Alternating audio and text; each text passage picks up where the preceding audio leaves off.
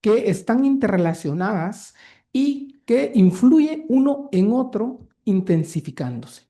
Y esto teniendo desenlaces cardiovasculares, pues graves en nuestros pacientes. Este es mi conflicto de intereses. Voy a iniciar con esta gráfica.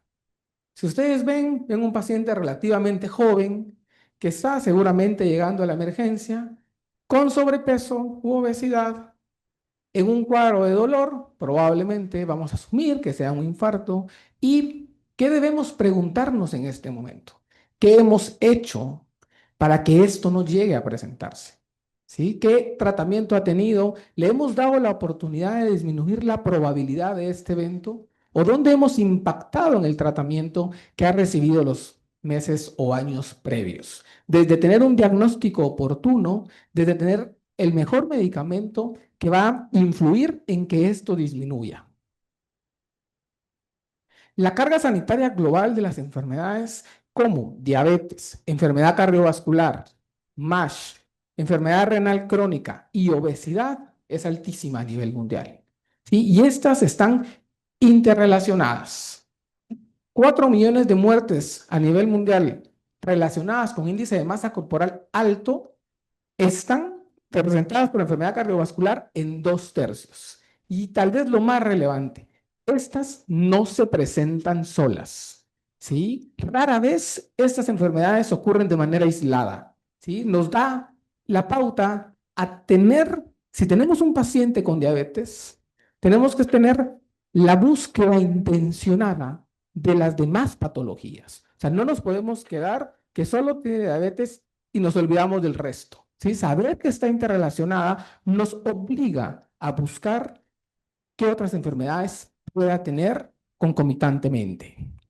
El síndrome cardiorrenal metabólico ha estado como más en temas médicos continuamente en los últimos 2, 3 años aproximadamente. Tiene 4 estadios. El estadio 0 es prácticamente que no existen factores de riesgo, persona saludable, no tiene sobrepeso, hace ejercicio, duerme bien, que algo importante, el sueño, que también siempre se ha dejado perdido, pero dormir bien es importante, no fuma, también es otro factor relevante, es decir, el paciente ideal. No hay por donde tenga un factor de riesgo en ese momento. En el estadio 1, el paciente tiene sobrepeso, pero principalmente tiene disfunción del tejido adiposo con inflamación sistémica, que esta es la base para lo siguiente, para empezar a manifestar enfermedades como son hipertensión, diabetes, dislipidemia, enfermedad hepática. Y el estadio 3 es el paciente que ya tiene enfermedad cardiovascular subclínica, que es donde nosotros vamos a buscarla, ¿no? El paciente tiene diabetes, tiene síndrome metabólico y debemos buscar, si la clínica no lo dice, tenemos que buscar enfermedad cardiovascular. Y el estadio 4, que es el que queremos evitar, son los desenlaces casi fatales que vamos a tener, como puede ser un infarto del miocardio, o de también enfermedades que afectan su calidad de vida, como es insuficiencia cardíaca, evento cerebrovascular isquémico o enfermedad arterial periférica. Al final vamos avanzando en estadio y vamos a ver qué evidencia hay en cada uno de estos estadios el uso de los análogos de receptor de GLP-1. Al final vemos cómo, de manera un poquito más gráfica, cómo esto se convierte como en una bola de nieve que va en crecimiento. Cómo el exceso de tejido adiposo, ¿sí? Sobre la base de una sobrealimentación crónica, llega a ser disfuncional. Porque ustedes han visto también de que el paciente tiene un poco de sobrepeso, pero metabólicamente, pues ahí está bien. No vemos nada, es todo perfecto, porque el tejido adiposo aún no es disfuncional. Al volverse este disfuncional es cuando empieza la adisopatía, luego se agrava la inflamación sistémica, luego la disfunción metabólica y por último la enfermedad cardiovascular. ¿Sí? Entonces vemos esta bola de nieve que va creciendo, iniciado por el exceso de tejido adiposo. ¿Qué carga o qué relación vamos a ver entre obesidad, diabetes y enfermedad cardiovascular? A nivel mundial, en el 2021, 612 millones vivían con enfermedad cardiovascular. Y la proyección es que en el 2050 prácticamente se va a duplicar este número. Va a haber un incremento del 90%. 4 de cada 5 personas con enfermedad cardiovascular tienen sobrepeso u obesidad. 67% de las muertes asociadas a índice de masa corporal alto son secundarias a enfermedad cardiovascular. O sea, no es algo que tengamos que ignorar, al contrario, es algo que tenemos que hacer mucha educación en todos para tener, incluso en el paciente, que conozca datos para que también logre entender la importancia de lo que estamos hablando. En cuanto a diabetes, 1 de cada 3 pacientes con enfermedad cardiovascular tiene diabetes. Y 50% de las muertes en pacientes con diabetes tienen enfermedad, fue secundaria a enfermedad cardiovascular. Entonces vemos cómo los factores de riesgo compartidos, hipertensión, hiperglicemia, estado proinflamatorio, dislipidemia, obesidad central, principalmente obesidad visceral, aumento de grasa visceral, son los factores para enfermedades o la multimorbilidad. Como mencionaba al inicio, rara vez esto va solo. Existe una multimorbilidad con el tiempo que se va a ir incrementando. Y esto conduce, como hemos visto, a desenlaces pues graves. Al final, la intervención debe ser holística, colaborativa y temprana en este síndrome. ¿Sí? No podemos querer manejar todo, apoyando en el estilo de vida, tamizaje en buscando factores de riesgo, intervención temprana y oportuna, acceso a farmacoterapia basada en la evidencia, que aquí probablemente sea una limitante, costo. No todos tienen la oportunidad de tener los mejores fármacos. Sin embargo, debemos hacer el énfasis en la necesidad y la importancia que tiene esto. Mejorar el manejo de enfermedades metabólicas relacionadas y tratamiento, por supuesto, de los factores de riesgo.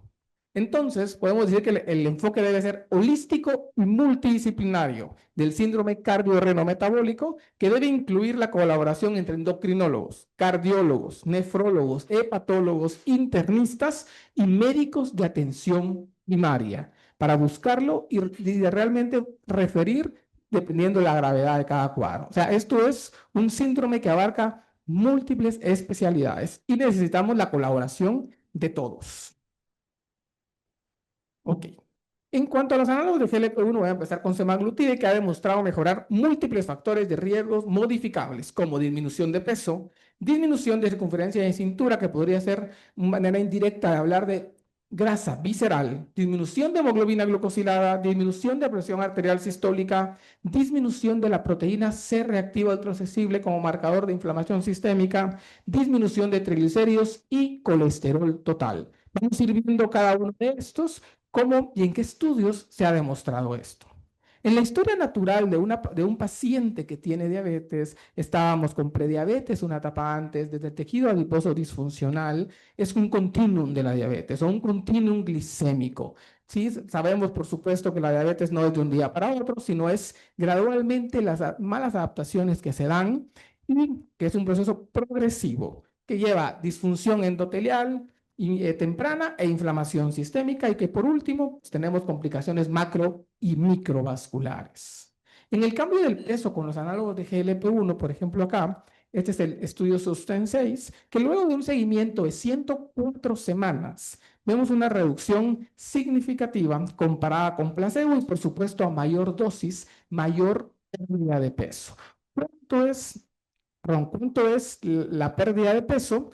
Pues dependerá, si ustedes ven cómo disminuye al inicio y luego a lo largo del tiempo se mantiene. No es que el paciente siga perdiendo. Y por supuesto, esto es no dado únicamente por el medicamento, que es importante. El estilo de vida en plan de alimentación y ejercicio es la base de todo lo que hagamos en peso. Los medicamentos, por supuesto, que vienen a ayudarnos, no son ni la manera fácil ni la manera rápida. Simplemente nos vienen a apoyar en un conjunto de cambios en el estilo de vida que nuestros pacientes están realizando. Este es un estudio específicamente del anterior en pacientes con diabetes. En pacientes sin diabetes es el estudio STEP 1, donde vemos una disminución del 15% de su peso corporal inicial comparado con placebo. La pérdida de peso con semaglutida en los diferentes estudios del grupo SOSTEN, que es con grupo de seguridad y eficacia de semaglutide, fue muy consistente al compararse con otras moléculas en el tratamiento de diabetes, con monoterapia, con terapia dual, incluso con insulina, y entonces, por supuesto, que vemos una disminución en la pérdida de peso. Hay que saber también que el paciente que usa análogos de GLP-1 con diabetes tiene menos pérdida de peso que el paciente que no tiene diabetes. Exactamente la razón no la sabemos. Puede ser multifactorial, pero sí sabemos que el paciente que tiene diabetes y usa análogos de GLP-1, no todos pierden igual de peso con la misma intensidad. ¿Qué nos dicen las guías del uso de análogos GLP-1 en pacientes que tienen prediabetes? Por supuesto, si tienen prediabetes, cambio de estilo de vida, la disminución de riesgo cardiovascular no va a cambiar. Es importante que tengamos que enfocarnos en eso, igual que en diabetes, y los dividimos en dos grandes grupos. ¿Tiene sobrepeso o no tiene sobrepeso? Si tiene sobrepeso, el tratamiento debe ser pérdida de peso. ¿Para qué? Para tratar de controlar los valores y llevarlos a la normalidad. Y aquí tienen cabida los medicamentos para peso, como análogo GLP-1 o fentermina con topiramato. Y si no logramos la pérdida de peso, si tenemos un aumento de los valores de azúcar o el paciente no tiene sobrepeso, entonces podemos usar metformina, pioglitazona o bacarbosa, que es lo que tiene evidencia. Sin embargo, análogos de GLP-1, por supuesto, ya lo estaríamos usando, podría ser una opción también, o inhibidores de GLP-2, también hay reportes ahí que podrían ser una buena familia de medicamentos con buenos desenlaces. Pero acá, análogo GLP-1, si el paciente tiene sobrepeso, debe ser una indicación. ¿Y cuánto buscamos en pérdida de peso? Porque siempre tenemos que saber cuál es el objetivo. Llegar a un peso ideal, ¿sí? Es demasiado idealista. ¿Sí? Realmente tenemos que ser objetivos y cuánto va a perder. Debemos buscar, en este caso, 7 a 10% de la pérdida de peso. Ese es el de porcentaje del peso inicial. Eso es lo que debería de perder nuestro paciente. Por ejemplo, para hablar de porcentaje, si quisiéramos hablar de reversión de diabetes, el porcentaje se incrementa hasta un 15%, que es lo que estaríamos buscando en estos pacientes. Ok, avanzamos en lo siguiente, ya vamos a hablar un poquito de diabetes, específicamente la prevalencia de diabetes según el Atlas que fue publicado este año, 2025, a nivel mundial, 588 millones de pacientes con diabetes. Y en el 2050 va a haber un incremento de casi el 50%. Esta es la proyección. En Sudamérica y América Central también vamos a tener un aumento del 45% y en el 2024 pues hay 35 millones, perdón, de pacientes con diabetes. O sea, el incremento está realmente, como hemos dicho, obesidad y diabetes es realmente una pandemia que va aumentando año con año. Las proyecciones de la IDF hace unos años eran menores a las que tenemos ahorita. O sea, probablemente las proyecciones son estas, pero lo que vamos a ver en ese momento va a ser mayor a lo que está proyectado. Y es donde tenemos, lo difícil acá es que deben ser políticas públicas para que esto realmente impacte en bajar la proporción o el incremento que vamos a ver en los siguientes años. Al final, en el 2025, ¿cuál es el objetivo final de un fármaco antidiabético? Por supuesto que es controlar azúcar. Es uno de sus objetivos, pero ¿cuál es el objetivo final o cuál debe ser? Es la prevención de las complicaciones micro y macrovasculares asociadas a diabetes. Y con eso, mejorar la calidad de vida de nuestros pacientes. Ese debe ser el objetivo. Para esto, la Asociación Americana de Diabetes menciona 4 pilares: control glicémico, control de presión arterial, control en cuanto a dislipidemia y usar agentes con cardioprotección y beneficio renal comprobada.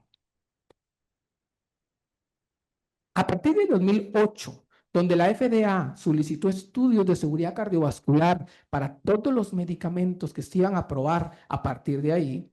¿Por qué? Porque hubo unos estudios que aumentaron riesgo cardiovascular de infarto del miocardio. En el 2018 unos metaanálisis que están aquí de New England, de JAMA. Entonces cambiaron las reglas y obligaban a la industria farmacéutica a hacer estos estudios de seguridad cardiovascular y Estos evidenciaron beneficios gigantes. No se esperaba. El objetivo de estos estudios era demostrar seguridad, comparado con placebo, que no fueran inferiores. Nada más. No tenían que demostrar superioridad. Sin embargo, los estudios fueron demostrando. Llevamos 10 años desde la primer estudio con inhibidores de SGLT2, que fue el estudio en Parreg, el cual demostró seguridad cardiovascular, pero aún más, beneficio cardiovascular, beneficio en disminución de mortalidad, disminución de mortalidad cardiovascular, pero mortalidad por todas las causas. Entonces, esto vino a cambiar todo. Vino a cambiar todo porque las nuevas moléculas ofrecen algo más que control glucémico. Y ahora hablamos de control de hiperadiposidad, hipertensión arterial, hipercolesterolemia y control de hiperinflamación que vemos. Y los dos grupos, análogo GLP-1 e inhibidor de SGLT2. Entonces pasamos de ser glucocéntricos, de enfocarnos únicamente en la disminución de hemoglobina glucosilada, con seguridad, por supuesto, con baja probabilidad de hipoglucemias, que es lo que siempre buscamos, a protección cardiovascular, renal y hepática actualmente, que voy a hablar más adelante también de esto. O sea, no solo cardiovascular y renal, sino también protección hepática. Y control de tratamiento y tratamiento de obesidad. ¿Sí? También como un parte del pilar en el tratamiento. Entonces, podríamos decir que son 5 pilares realmente en lo que tenemos que enfocarnos para disminuir complicaciones, que es manejo de la obesidad, más los 4 que había mencionado previamente. Entonces buscamos un medicamento que nos dé control glucémico, disminución de peso y masa en grasa corporal, disminución de riesgo de hipoglucemias, efectos positivos en protección cardiovascular y renal, y los análogos de GLP-1 nos ofrecen estos beneficios, ¿sí? Absolutamente todos nos ofrecen los análogos de GLP-1.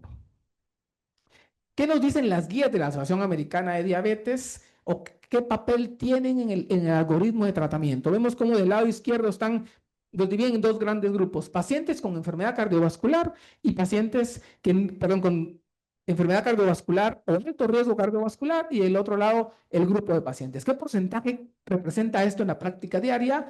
30 a 35% es lo que han demostrado los estudios más grandes de 4 o 5 millones de bases de datos que tienen enfermedad cardiovascular establecida y el otro grupo no lo tiene. Entonces ahí nos importa como eficacia, potencia en el control de hemoglobina glucosilada y por supuesto seguridad. Pero ¿qué papel tienen los análogos de GLP-1? ¿Dónde están en el algoritmo? Prácticamente están en todas las opciones, ¿sí? O sea, siempre están como una opción a usar como tratamiento, ¿sí? Hay estudios que evidencian que más o menos del 10 al 20% probablemente no sea candidato a usar análogo de GLP-1, pero un porcentaje gigante de 80% va a ser candidato a usar análogo de GLP-1. ¿Sí? O sea, la mayoría de pacientes, los beneficios que van a tener, deberíamos considerarlos en nuestra terapéutica. ¿Por qué funcionan? Incrementa la liberación de insulina dependiente de glucosa, inhibe la liberación de glucagón, disminuye la glucosa hepática, reduce el apetito, retrasa el vaciamiento gástrico, incrementa la expresión de GLUT4 en tejidos dependientes de insulina y con esto, por supuesto, disminuye la glicemia de una manera segura, porque no causa hipoglucemia. ¿Sí? Porque es una liberación de insulina dependiente de glucosa. Es decir, en un estado hiperglicémico es cuando aumenta la insulina. Si no hay hiperglicemia, no hay incremento de insulina. Esto es que son seguros. La eficacia en la reducción de hemoglobina glucosilada, ¿sí? En su lado derecho ven los diferentes medicamentos, está lira, dulaglutide, semaglutide, y por último, y el dual, que es análogo de GLP-1 y GIP, que es probablemente el más potente en lograr pérdida de reducción de hemoglobina glucosilada. Por medio podríamos decir que hay una disminución hasta del 2.3% de hemoglobina glucosilada, lo cual es realmente significativo considerando la seguridad que esto representa. En los estudios SUSTAIN también que presenté previamente, que platicamos en cuanto a la disminución de peso, vemos acá que la disminución de hemoglobina glucosilada también es consistente al compararse con los diferentes medicamentos que tenemos, como insulina, insulina basal o También cuando se usa insulina basal bolus o monoterapia con inhibidores de SGLT2 y todo, pues tenemos un beneficio. En este estudio de 104 semanas, ¿qué es lo que quiero que veamos aquí? Que es una disminución sostenida de la hemoglobina glucosilada, porque no solo me interesa que la baje un tiempo, me interesa que sea a largo plazo. ¿Sí? Y esto es lo más importante acá, que vemos una disminución sostenida de la hemoglobina glucosilada. Las dos líneas de abajo, la celeste y la azul, lo que cambia es la dosis, si fue de 0.5 o 1 miligramo, y por supuesto con 1 miligramos vemos mayor disminución. La dosis máxima aprobada es 2 miligramos semanales de semaglutide.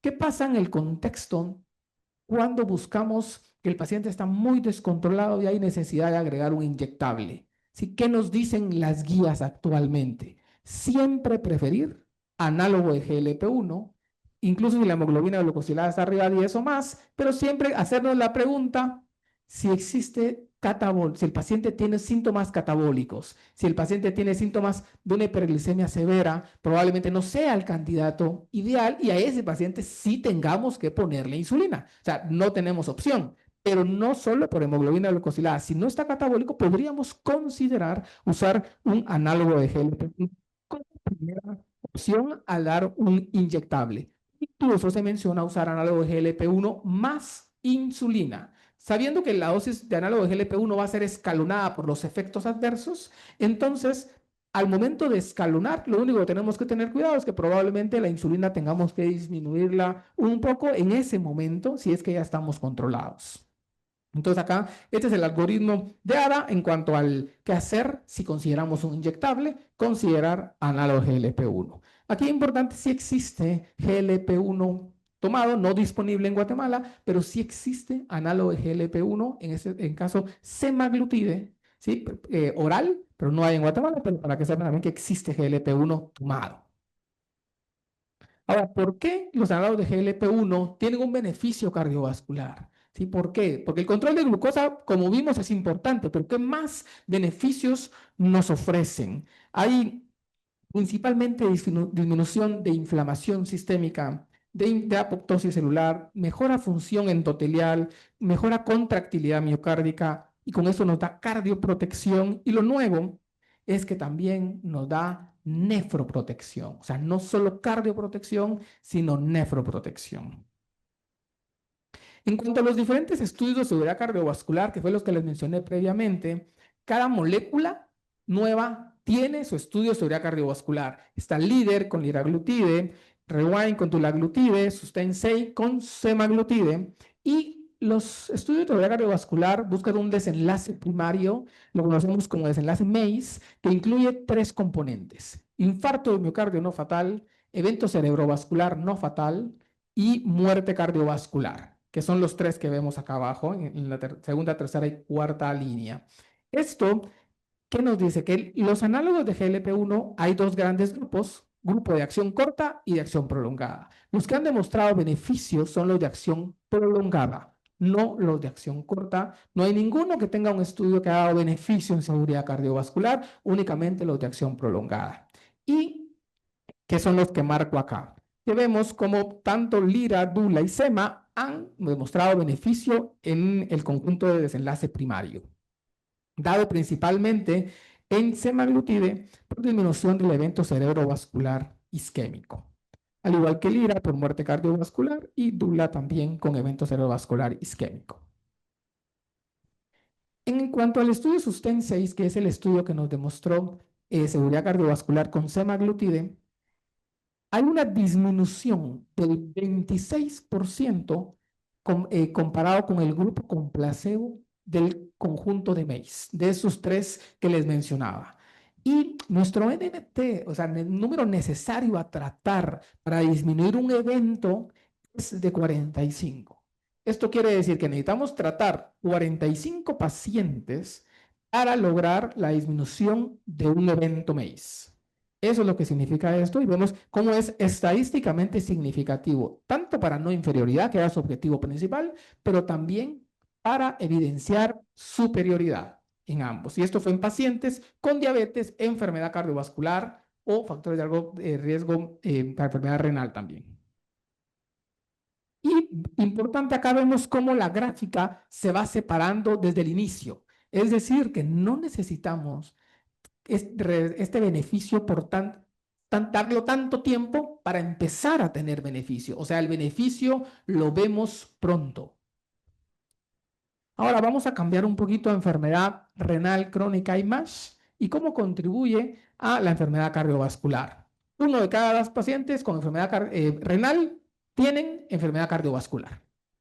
Y 40-50% de las muertes en personas que tienen enfermedad renal crónica también pues son por enfermedad cardiovascular. En cuanto a MASH, que ahorita vamos a hablar de la definición nueva, que es relativamente nueva de MASH, uno de cada 5 pacientes con MASH tienen enfermedad cardiovascular y 70% de muertes en pacientes con MASH son con enfermedad cardiovascular. Nuevamente hago énfasis en la relación que tienen estas patologías en el síndrome cardio-reno-metabólico, es que no están aisladas.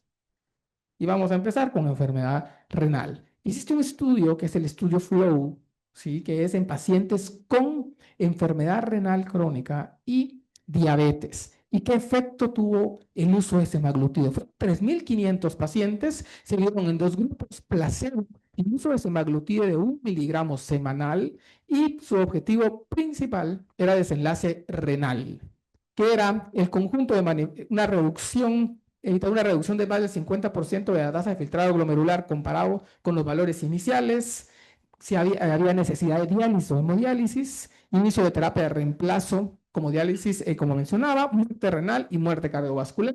¿Y qué nos dio? ¿Qué demostró este estudio FLOW? Disminución del 24% de este desenlace compuesto. Y hago el énfasis que las curvas se empiezan a separar muy pronto, o sea, no hasta el final, empieza pronto el uso. Es decir, una disminución en desenlaces compuestos, como vimos, pero ¿qué de estos desenlaces o cada parte, qué fue lo que aportó cada uno? Algo importante es que un análisis posterior a publicar este estudio ha demostrado que es independiente de la pérdida de peso. Porque podríamos pensar, el paciente perdió peso y por eso mejoró todo. Eso es lo primero que podríamos pensar. Sin embargo, todos ha sido muy consistente también en que esta mejoría o este beneficio es independiente de la pérdida de peso. Al comparar los componentes renal y cardiovascular, principalmente estaba por la disminución de la progresión de la enfermedad renal. Es decir, que el paciente al usar el medicamento, la progresión esperada de disminución de tasa de filtrado glomerular va a ser menor con estas moléculas. En un estudio de desenlace secundario, no desenlace primario en este estudio FLOW, también hubo una disminución de muerte por todas las causas en un 20%. Y también independiente de la pérdida de peso. Y en cuanto a MACE, también tiene su valoración por MACE como desenlace secundario, no como desenlace primario. También hubo una disminución del 18% con una dosis de 1 miligramo, independiente de la pérdida de peso también. Y acá vemos que esto de MACE fue dado principalmente por una disminución de la muerte cardiovascular en un 29%, menor. ¿Qué pasa con la albuminuria? ¿Sí? Que sabemos que todo paciente con diabetes debemos medir la relación albúmina-creatinina una vez al año, de manera obligatoria. Así como sugerimos hacer un examen oftalmológico una vez al año como mínimo, también debemos medir la relación albúmina-creatinina. ¿Qué pasó con estos pacientes? Pues hubo una disminución, ¿sí? Del 38% comparado con placebo con el uso de semaglutide. Es decir, que también forma parte del tratamiento de la enfermedad crónica renal diabética. ¿Qué número necesitamos tratar? ¿Qué es lo que mencionaba previamente el NNT? 45 para prevenir una muerte cardiovascular, un infarto no fatal, un evento cerebrovascular no fatal. Y para prevenir una muerte por cualquier causa, el NNT es de 39.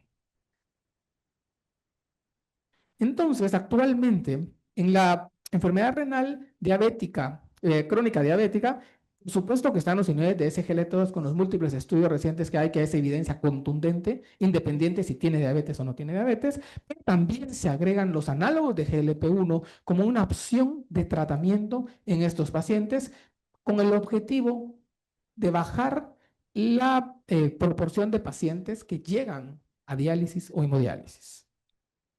Y los beneficios al final renal son multifactoriales. De manera indirecta, mejoran peso, control glucémico y la presión arterial. Pero de manera directa a nivel renal, la natriuresis, el efecto hemodinámico que da por la constricción de la arteriola aferente, la mejoría en la función endotelial, la reducción del estrés oxidativo y el efecto antiinflamatorio y la inhibición del sistema renina-angiotensina-aldosterona, también dado por el uso de semaglutide. Ahora vamos a pasar, ya casi para terminar, con MASH. Sí, que vemos que 1 de cada 5 pacientes con MASH tienen enfermedad cardiovascular y 70% de las muertes de estos pacientes son por enfermedad cardiovascular. Generalmente conocíamos enfermedad de hígado graso no alcohólica, era el término, y esteatohepatitis no alcohólica. Sin embargo, los términos actuales, como les muestro aquí con la gráfica, han cambiado y se llama esteatosis hepática asociada a disfunción metabólica y esteatohepatitis asociada a disfunción metabólica, que es MASH y más el D. Entonces, estos son los nuevos términos que vamos a ver más frecuentemente, porque son lo que se va escrito ahora. Pero, ¿qué significa esteatosis hepática asociada a disfunción metabólica? ¿Sí? ¿Cómo hacemos diagnóstico? ¿Cuáles son los criterios para decir que tiene esto? Por supuesto, tienes esteatosis hepática, pero tiene un componente de riesgo cardiometabólico. Disglicemia, hipertensión, dislipidemia con HDL bajo o triglicéridos altos. Y, por supuesto, sobrepeso.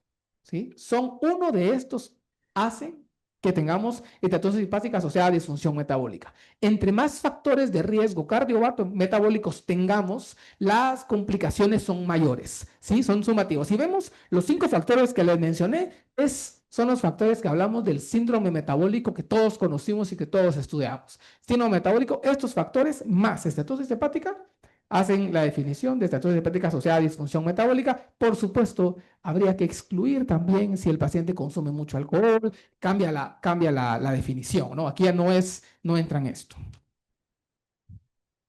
¿Y qué prevalencia hay de MASH en los pacientes con diabetes? 66% de pacientes que tienen diabetes y más el D tienen MASH.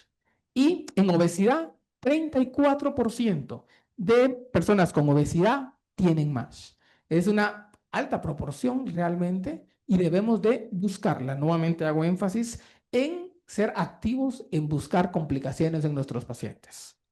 Y existe un estudio recientemente publicado que es semaglutide en esteatosis hepática asociada a disfunción metabólica. Esto fue dado biopsia hepática, ¿sí? Y se evaluaron a las 72 semanas si hubo una mejoría, una resolución de la esteatohepatitis con un empeoramiento de la fibrosis hepática y por supuesto el paciente que usaba semaglutide le fue mucho mejor comparado con placebo. Y el segundo análisis fue reducción de la fibrosis hepática por estas moléculas. ¿En qué dosis? Que es importante también, porque he hablado principalmente de una dosis de 1 miligramo, sin embargo acá sí es una dosis de 2.4 miligramos de semaglutide semanal, que es la dosis de pacientes con obesidad, 2.4 miligramos semanales. Entonces vemos que el tratamiento de MASH, existen 2 medicamentos aprobados por la FDA para tratamiento de MASH en F2 o F3, que nos habla de fibrosis, son resmetirón, que no es disponible en Guatemala, y semaglutide como el único análogo de GLP-1 aprobado para esta patología. Además, por supuesto, como he mencionado previamente, la modificación en el estilo de vida sigue siendo un pilar fundamental, ¿sí? Promover la pérdida de peso si está indicado, adecuado control de los factores metabólicos como diabetes, así como los del riesgo cardiovascular, e incluso se habla de considerar una cirugía metabólica si fuera necesaria, ¿no? Como un punto en tratamiento en estos pacientes. Y las comorbilidades más asociadas, dislipidemia, obesidad y diabetes mellitus tipo 2, como hemos estado hablando en la charla.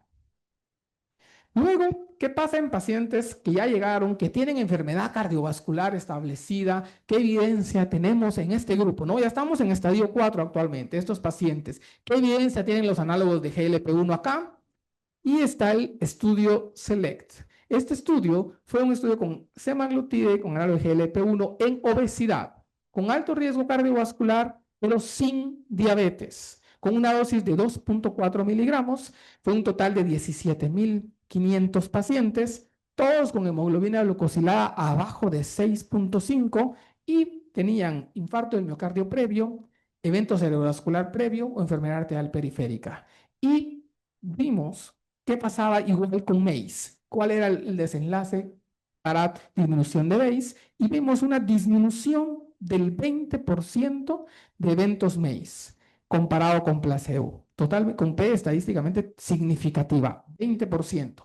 Y como hemos hablado previamente, ¿qué tan rápido pasa esto? O sea, esto es un seguimiento de 4 años. ¿Qué tan rápido llega a pasar? ¿Qué tan rápido se separa? ¿Qué pasa a los 6 meses? A los 6 meses ya hay una disminución del 41%. O sea, es rápido, relativamente rápido, el beneficio de estas moléculas sin diabetes, con una dosis de 2.4 miligramos, y que el beneficio es independiente de la pérdida de peso. Probablemente el factor inflamatorio es lo que yo creo que tiene, y endotelial es lo que más beneficio tienen estas moléculas en todas las demás patologías fuera de diabetes. Por supuesto, el control glucémico sería uno, pero la inflamación grave o de bajo grado, pero constante, lleva a todas estas complicaciones, y que algo impacte en esto, por supuesto que tenemos muchos beneficios. Entonces, ¿qué diferentes perfiles tenemos para usar semaglutide? Que esto ya es para terminar. Por supuesto, diabetes y falla orales, diabetes muy descompensada que necesitamos un medicamento inyectable, diabetes y MSD o con MASH, diabetes y obesidad o incluso en prediabetes, como vimos, diabetes y nefropatía y diabetes y riesgo cardiovascular o riesgo cardiovascular sin diabetes. ¿Sí? También es otro grupo de pacientes donde podemos utilizarlos. Y nunca olvidar que estas relaciones que existen en el síndrome cardiorreno-metabólico nunca están, o la mayoría de veces, no están solas. Entonces, buscar siempre otras patologías asociadas para poder impactar en calidad de vida en nuestros pacientes. Más allá de, por supuesto, disminuir complicaciones micro y macro, pero mejorar calidad de vida debe ser nuestro objetivo. Muchas gracias.